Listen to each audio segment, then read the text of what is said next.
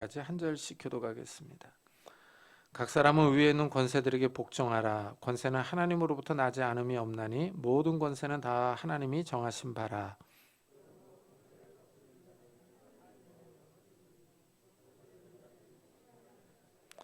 다스리는 자들은 선한 일에 대하여 두려움이 되지 않고 악한 일에 대하여 되나니 내가 권세를 두려워하지 아니하려느냐. 선을 행하라. 그리하면 그에게 칭찬을 받으리라.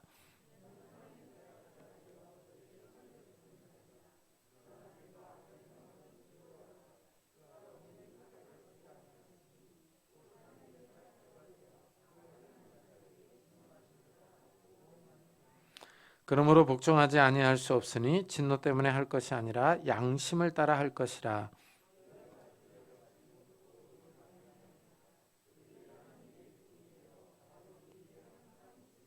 다 같이 모든 자에게 줄 것을 주되 조세를 받을 자에게 조세를 바치고 관세를 받을 자에게 관세를 바치고 두려워할 자를 두려워하며 존경할 자를 존경하라. 아멘.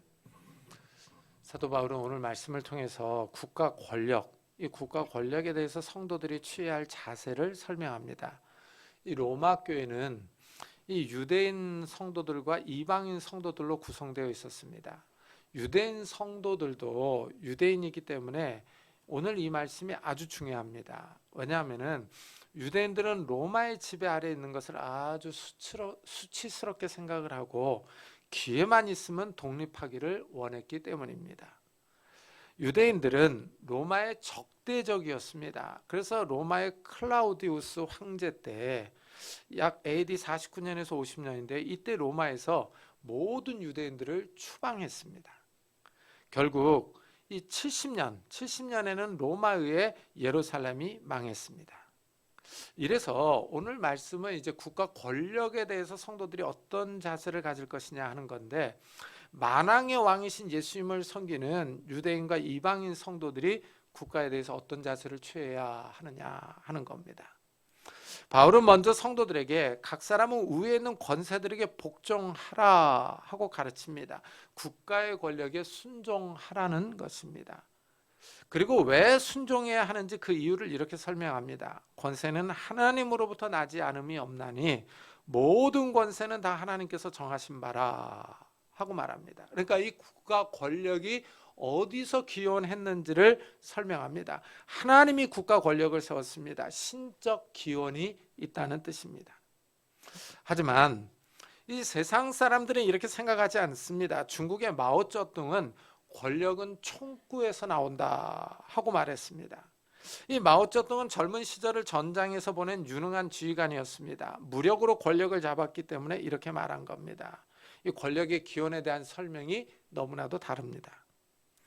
이 세상의 나라마다 국가 질서가 있는 것이 신비롭습니다. 왕정이든 민주주의든 사회주의든 신정제도이건 나라마다 권력이 있습니다. 권력을 쥐고 있는 사람들이 있습니다. 무정부주의를 취하는 나라는 없습니다. 이 바울의 설명에 따르면 이렇게 국가 질서가 있는 것이요, 하나님이 정해주신 것이다 라고 설명합니다. 하나님이 정하신 국가 질서입니다. 사실 이 국가 질서가 없다면 나라는 엉망이 될 겁니다. 간혹 우리는 미국에서 시위가 일어나서 이 약탈이 일어나는 모습을 텔레비전에서 봅니다. 우리나라에서는 상상할 수 없는 일들이 벌어집니다. 시위대가 돌변해서 상점을 부수고 들어가서 물건을 약탈해 갑니다. 국가 권력이 없다면 이런 일들이 발생합니다. 힘센 사람이 약한 사람을 괴롭히며 강탈해 갑니다. 국가 권력이 있다는 것은 사회 질서가 유지된다는 의미입니다. 국가의 공권력이 약하면 무질서해지며 강력 범죄 사건들이 자주 일어납니다. 국가 권력이 치안을 유지하며 사회 질서를 지켜줍니다. 이래서 일반 사람들이 편안하게 생활할 수 있습니다.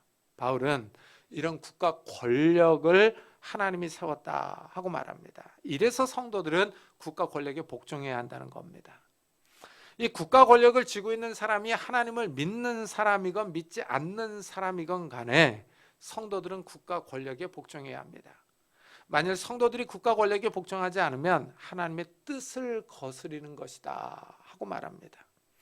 그러므로 권세를 거스리는 자는 하나님의 명을 거스림이니 거스리는 자들은 심판을 자취하리라 합니다.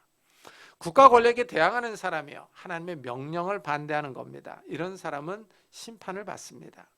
이 말은 국가 권력으로부터 어떤 제재를 받는 것입니다. 국가 권력을 반대함으로 벌금형이든 구금형이든 심판을 받는 겁니다.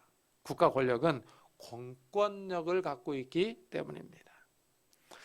국가 권력은 사회 질서와 정의에 힘을 씁니다. 국가가 정한 법을 어기는 사람을 처벌합니다. 이래서 다스리는 자들은 선한 일에 대하여 두려움이 되지 않고 악한 일에 대하여 대나니 내가 권세를 두려워하지 아니하려느냐, 선을 행하라, 그리하면 그에게 칭찬이 있으리라 하고 설명합니다. 국가의 법을 잘 지키며 살아가는 사람들은 두려움이 없습니다. 경찰이 쫓아와도 겁이 나지 않습니다. 그러나 죄를 지은 사람은 다릅니다. 음주운전을 한 사람들은 어떻게 해서든지 경찰을 피해가려고 합니다. 수배자들은 경찰 차만 봐도 삥 돌아갑니다. 경찰에 걸리면 신원조회를 당하고 범죄 사실이 드러나기 때문입니다. 한 시민으로서 국가법을 어기지 않으면 자유롭습니다. 그러나 죄를 지으면 자유롭지 못합니다. 항상 불안하며 쫓깁니다.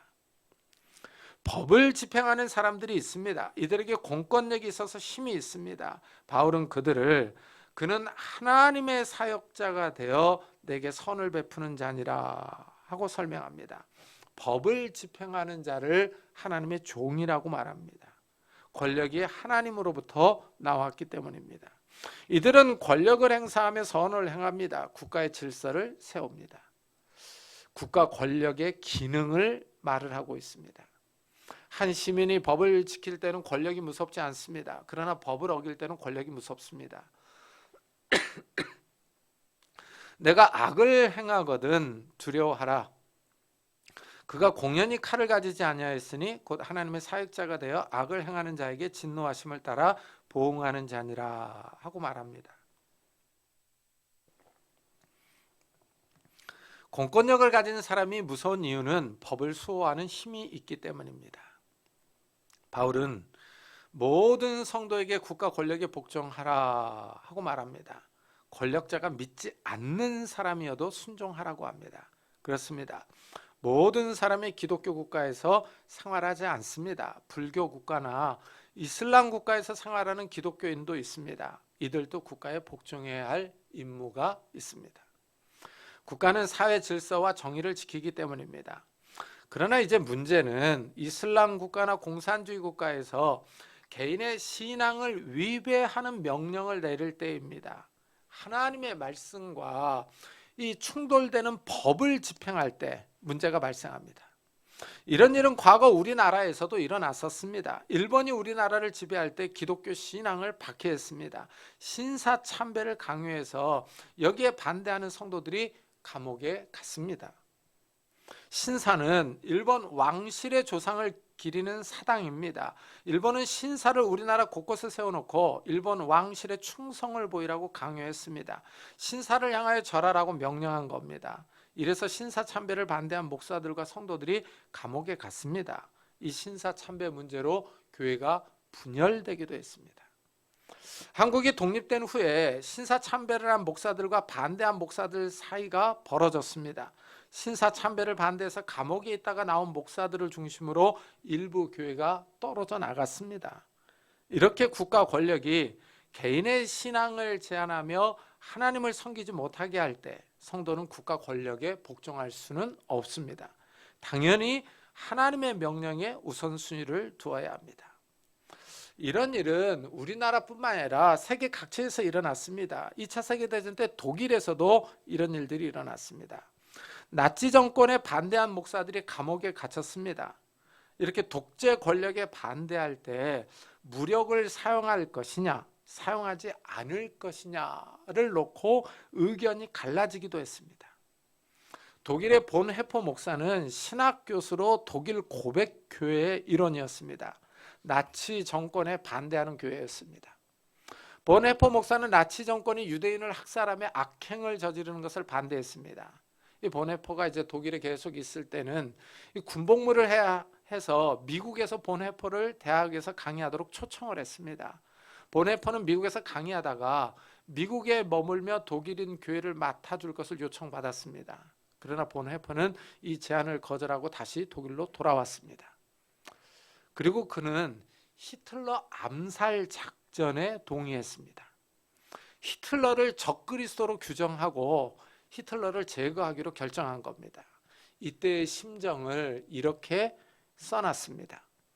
사람들이 가득 찬 거리에서 자동차를 몰아대는 미치광이에게 희생당한 사람들을 돌보는 것도 나의 할 일이지만 내 모든 힘을 다해 운전 그 자체를 멈추게 하는 것도 내가 해야 할 일이다 하고 자기의 심정을 밝혔습니다. 보네퍼 목사가 속한 히틀러 암살단은 2차례 암살을 시도했습니다. 하지만 히틀러 암살 작전은 성공하지 못했습니다.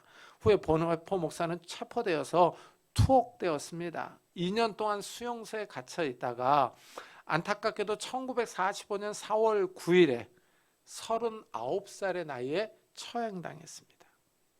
보네퍼가 처형당하고 나서 2주 후에 미군이 그 수용소의 모든 죄수를 방면했습니다. 일주일 후에는 히틀러가 자살했습니다. 참, 몇 주만 더 버텼더라면 살 수 있었을 텐데 이 보네퍼 목사가 안타깝게도 처형을 당했습니다. 보네퍼 목사는 기독교인의 무력 사용을 찬성한 사람이었습니다. 이런 상황에 처하면은 이 기독교인으로서 어떤 자세를 취할 것인지 참 어렵습니다. 국가 권력자가 기독교 신앙을 반대하며 교회를 박해할 때 당연히 국가 권력에 반대해야 합니다. 이때 기독교는 비폭력적인 방법으로 반대하는 것입니다. 이런 모습은 예수님이나 제자들에게서 볼 수 있습니다. 주의 이름으로 고난받는 것을 기쁨으로 감당하는 겁니다. 구약에서도 다니엘과 세 친구를 볼 수 있습니다. 세 친구는 하나님을 섬기며 황제 동상에 절하는 것을 반대했습니다. 그 결과 타는 풀무불에 들어가야 했습니다. 하지만 하나님이 세 사람을 구원해 주셨습니다. 다니엘은 다른 신에게 기도하지 말라는 법령이 선포된 것을 알고도 기도했습니다. 그래서 사자굴에 들어가야 했습니다. 하지만 하나님이 사자 입을 막아주셔서 다니엘이 살 수 있었습니다. 이렇게 국가의 명령이 하나님의 명령과 반대될 때 기독교인이 어느 명령에 순종할 것인가 하는 것은 개인의 선택입니다. 국가 명령에 순종하면 편안함이 있습니다. 그러나 하나님의 명령에 순종하면 국가 권력의 반대를 받고 고난을 받습니다. 재산 몰수나 구금이나 타형, 더 나아가 순교를 각오해야 합니다. 우리가 사는 이 시대는 평안합니다. 국가 권력이 기독교 신앙을 반대하거나 박해하지는 않습니다. 이 점을 감사해야 합니다. 하지만 앞으로 어떤 시대가 올지는 아무도 알 수 없습니다. 평안의 시대가 끝나고 환란의 시대가 온다면, 국가 권력이 기독교 신앙을 박해하는 시대가 온다면 모든 기독교인은 시험대에 설 수밖에 없을 것입니다. 요한계시록은 이런 시대가 마지막에 온다 하고 예언하고 있습니다. 기독교인이 국가 권력에 순종하는 이유는 두 가지입니다. 그러므로 복종하지 아니할 수 없으니 진노 때문에 할 것이 아니라 양심을 따라 할 것이라 하고 말합니다. 이 기독교인들이 국가 권력에 복종해야 되는 이유는 첫째, 국가 권력의 진노 때문입니다. 국가 권력에 복종하지 않으면 권력자들의 분노가 있습니다. 둘째는 양심 때문에 복종합니다. 양심은 선악을 분별하는 기관입니다. 국가 권력에 이유 없이 불순종하는 것은 양심에 꺼리끼는 행동이기 때문입니다. 바울은 성도들에게 국가 권력에 복종할 것을 말합니다. 복종하는 방법 가운데 하나는 납세입니다. 세금을 잘 내라는 것입니다. 모든 자에게 줄 것을 주되 조세를 받을 자에게 조세를 바치고 관세를 받을 자에게 관세를 바치고 라고 말합니다. 사실 세금 내는 것을 좋아하는 사람은 없습니다. 세금이 나올 때마다 다 많다고 말하지 적다고 말하는 사람은 드뭅니다. 그래서 사람들은 우편함에서 국세청이 보낸 편지를 보면 다들 혹시 세금 더 내라는 것 아니냐 하면서 긴장합니다. 국민의 의무 가운데 하나가 납세의 의무입니다. 기독교인들 역시 세금을 내야 합니다. 이런 모습은 예수님이 일찍이 말씀하셨습니다. 가이사의 것은 가이사에게, 하나님의 것은 하나님께 바치라 하셨습니다.